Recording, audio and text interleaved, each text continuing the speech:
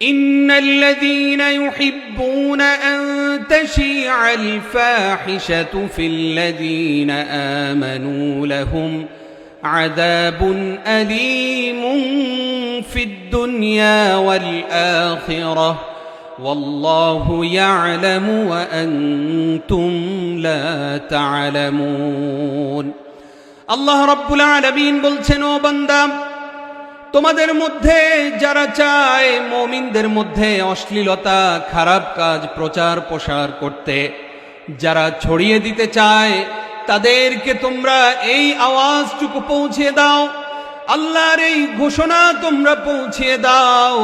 যারা সমাজের মধ্যে অশ্লীলতা বিস্তার করতে চায়, তারা দুনিয়া এবং আখিরাতে অপমানজনক শাস্তির অপেক্ষা করবে। আপনাদেরকে জিজ্ঞেস করতে চাই, আজকের এই দিনটাতে আপনাদের এই সমাজের কথা বলছি না, বাংলাদেশের অনেক জায়গায় আমরা আজকে যেহেতু ট্রেনে আসছি, আসার সময় 2-4 মিনিট আগে ট্রেনে উঠতে পেরেছি, পুরো ঢাকা শহর জ্যাম লেগে আছে।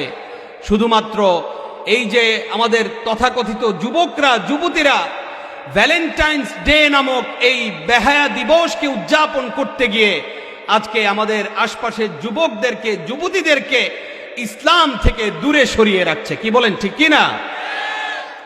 যেখানে কোরআন এবং হাদিসের কথাগুলো আমাদের মানুষের কাছে পৌঁছে দেওয়ার দায়িত্ব একদল উলামায়ে কেরাম করে যাচ্ছেন, সেখানে এক শ্রেণীর মানুষ সমাজটাকে নষ্ট করবার জন্যে চতুর্দিকে অশ্লীলতা এবং বেহায়াপনা ছড়িয়ে দিচ্ছে। কি বলেন, ঠিক কি না?